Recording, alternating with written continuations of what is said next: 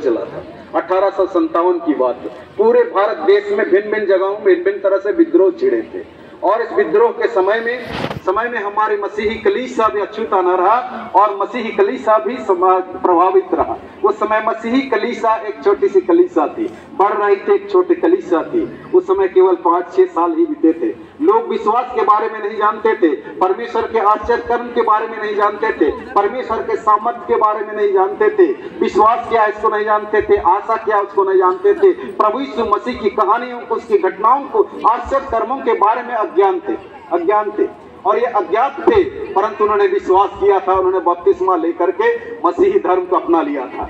परंतु यहाँ के जब विद्रोह समय हुआ, उस समय जितने भी विद्रोही हुए ये गुस्से में आकर के, क्योंकि देश को बचाना था, ऐसे गुस्से में आकर के वे समझ नहीं पाए कि ये मसीही लोग जो मसीही धर्म को ग्रहण किए हैं ये हमारी लोग होंगे, हमारी लोग हैं। इस बात को बिना जाने ही उन्होंने उनका भी विरोध किया। जब हमारे गिरजाघर में आक्रमण किया गया, ये डर के मारे इस स्थान पर आए और यहाँ पर वे छिपे रहे। हमने जिस कहानी को इस बार पढ़ा और सुना उसमें यही वर्णन मिलता है कि कितने दिनों तक यहाँ पर रहे। जब विद्रोही जब यहाँ तक आ पहुंचे तो उनके लिए चिंता की विषय था। उनके लिए भी मिस्रियों इसराइलियों के समान ही यह समय था कि वो लोग चिंता कर रहे थे कि अब इस नदी से उस पार कैसे जाएंगे, बरसात का समय है या नदी को हम कैसे पार करेंगे, क्योंकि विद्रोही हमारे पीछे आ रहे हैं। ऐसी स्थिति में वे भी सोच रहे थे कि हमारा जीवन का अंतिम दिन होगा।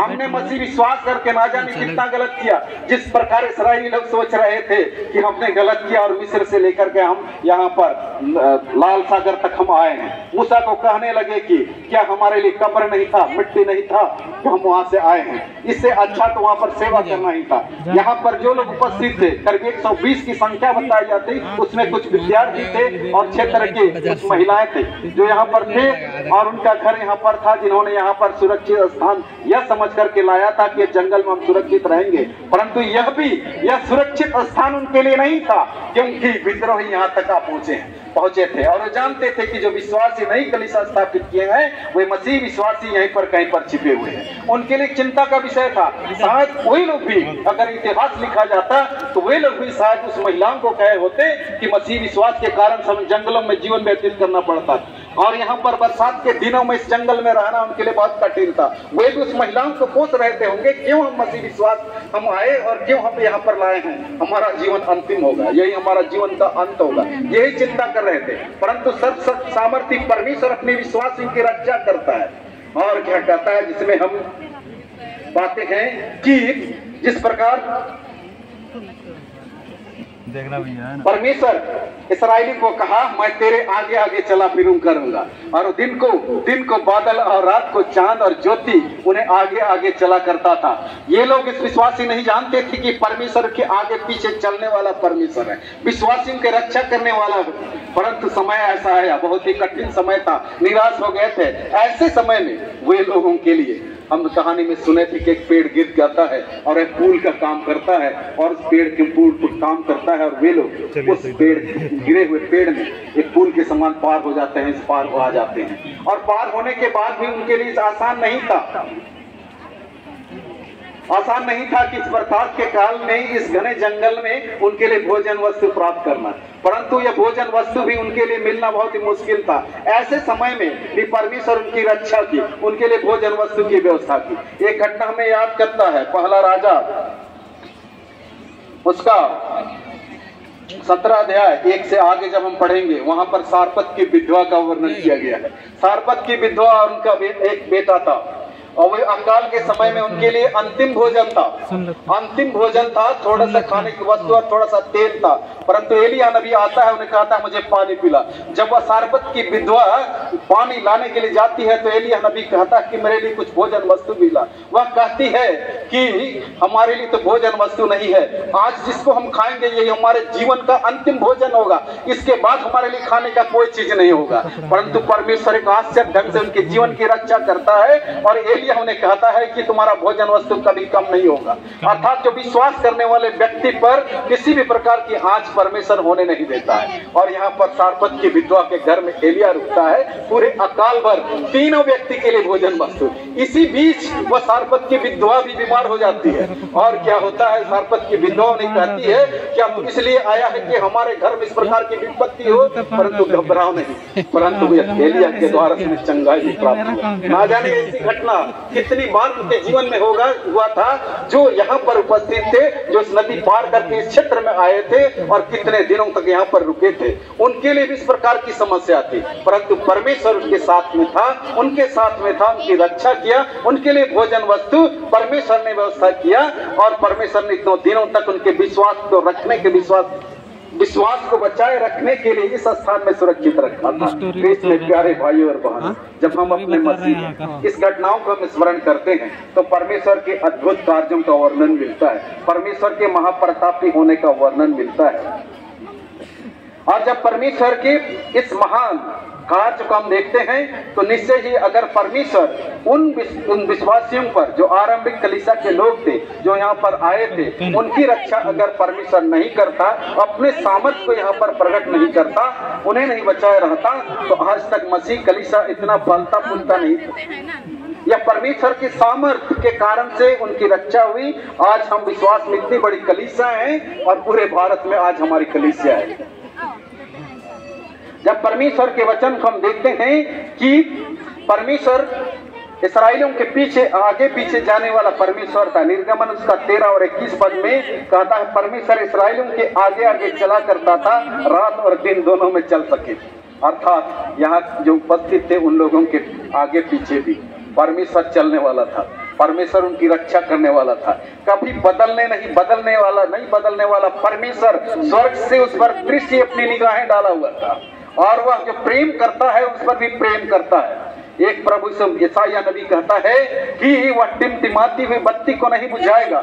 छोटे बच्चे थे, गरीब बच्चे थे, वह बोध के विश्वास में कमजोर थे, परंतु परमेश्वर टिमटिमाती हुई बत्ती को बुझाने वाला नहीं है। गरीब व्यक्ति को नाश नहीं करता है, कमजोर व्यक्ति को वह नहीं सताता है, वह परमेश्वर है। और एक टिमटिमाती बत्ती के समान ही इस झुंड जो दल के लोग थे, जो विश्वासी थे, जो यहाँ पर आए थे, वे कमजोर थे, टिमटिमाती हुई बत्ती थे, परंतु सामर्थ्य परमेश्वर ने अपने हाथ बढ़ा करके, अपनी भुजा बढ़ा करके उनकी रक्षा की थी, जिसके कारण से आज हम मसीह विश्वास और मसीह प्रेम और सहभागिता और संगति में हम पाए जाते हैं। जब हम अपने जीवन को देखते हैं, अपने मसीह कलीसिया को देखते हैं, मसीह कलीसिया कभी भी ऐसा समय नहीं रहा जिसमें मसीहों का सताहट नहीं आया। ऐसा कभी भी समय नहीं रहा कि मसीहों का विरोध नहीं किया गया। कई प्रकार की कठिनाइयों से, संकटों से जूझते हुए मसीह कलीसिया आगे बढ़ रही है। अगर यीशु मसीह के चेलों का वर्णन अगर हम देखें तो यीशु मसीह के चेले, सभी चेले शहीद हुए थे। नेचुरल मृत्यु उसमें नहीं आई थी, सभी कोई को शहीद होना पड़ा था। परंतु जब वो शहीद होने पड़ा था उस समय बड़े आनंद के साथ में उन्होंने स्वीकार किया था। तो इस प्रकार की कठिनाइयां पहले भी हुई थी और आज भी मसीही लोगों के बीच में ऐसी कई प्रकार की कठिनाइयां हैं, कई प्रकार की बीमारियां हैं, कई प्रकार की विरोध हैं, कई प्रकार की ताड़नाएं सहनी पड़ती है। परंतु पौलुस जब सुसमाचार प्रचार कर रहा था उस समय उन्होंने दूसरा कोरिन्थियों का 1 और 10 पद में लोगों को, कोरिन्थ के नगरों के लोगों को कहा, उसी ने हमें ऐसी बड़ी मृत्यु से बचाया है और बचाएगा, और उससे हमारी यह आशा है कि वह आगे को भी बचाता रहेगा। मृत्यु से मैं बचाया, पाप से जो मृत्यु आती है उससे मैं बचाया, पाप से बचाया, और वह आगे भी बचाएगा। और हमारी यह आशा है कि आगे भी हमें बचाता रहेगा, आगे के दिनों में एक दिन बचाता रहेगा। जब तक हमारा जीवन का अंत नहीं होगा, कलीसिया का अंत नहीं होगा, वह प्रभु यीशु मसीह परमेश्वर अपने विश्वासियों को बचाता रहेगा, रक्षा करते रहेगा। तो इसी बात को यहाँ पर स्मरण करता है। और जब फिरौन मिस्रियों के पीछा करके उनके पीछा किया था तो इसी बात को स्मरण दिलाता है कि उन्हें बचाया है और बचाएगा, और यह आशा रखो कि आगे भी वह बचाता रहेगा। और आज हमें भी इसकी आशा रखना है कि प्रभु यीशु मसीह ने हमें बचाया है और वह बचाएगा, और हमें बिल्कुल आशा रखना है कि आने वाले दिनों में भी वह हमें बचाएगा, वह हमें दुश्मनों से बचाएगा, क्योंकि वह महाप्रतापी है और उसकी कोई भी शक्ति परमेश्वर के विरुद्ध सफल नहीं हो सकता। जिस प्रकार लाल समुद्र को परमेश्वर ने 2 भाग करके इस्राएली उतनी बड़ी दल को उन्होंने पार कराया था, उसी प्रकार हर एक विश्वासी को अपने जीवन में कई संकटों से छुड़ा करके उनके जीवन को सफल बनाएगा। उसी प्रकार रोमी 8 उसके 35वें पद में रोमियों के लोगों को कहता है, उस समय क्या रोम सरकार एक सशक्त सरकार थी और उसके समय में भी मसीही लोगों का विरोध किया गया था। हम जानते हैं कि सम्राट नेरो पूरे मसीह कलीसिया को सताया था। उस समय यरूशलेम मंदिर भी गिरा दिया गया था। उस समय भी पौलुस रोमियों के लोगों को यह लिखता है, कौन हमको मसीह के प्रेम से अलग करेगा? क्या क्लेश या संकट, उपद्रव, अकाल या नंगाई या जोखिम या तलवार? अर्थात अकाल भी हमें अलग नहीं कर सकता है, हमें कोई बीमारी भी अलग नहीं कर सकता है, महंगाई भी नहीं अलग कर सकता है, तलवार भी, संकट भी, उपद्रव भी हमें नहीं। और यहाँ की घटनाओं को जब हम देखें, इसी प्रकार का उपद्रव उन्हें परमेश्वर की सामर्थ्य से, परमेश्वर की संगति से अलग करने का प्रयास किया गया था, परंतु वे एक छोटा झुंड था, छोटा कलीसिया थी, वह परमेश्वर की संगति से नहीं अलग हो पाया और वे परमेश्वर से अलग नहीं हुए, क्योंकि परमेश्वर उनसे प्रेम करता था।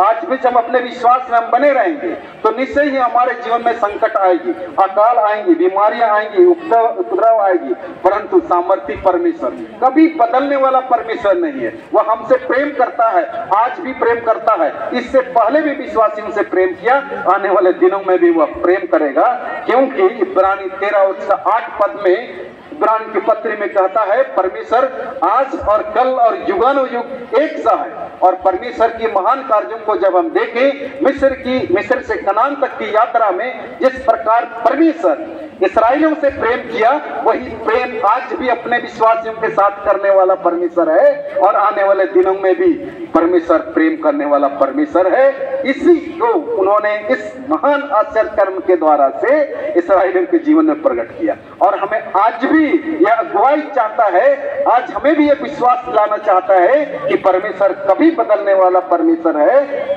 और वह हमारे साथ रहने वाला परमेश्वर है, महाप्रतापी है, सर्वसामर्थी परमेश्वर है। और यह सर्वसामर्थी परमेश्वर हमेशा हमेशा के लिए हमारे सहायता करने के लिए वह हमारी दृष्टि लगाए रहता है।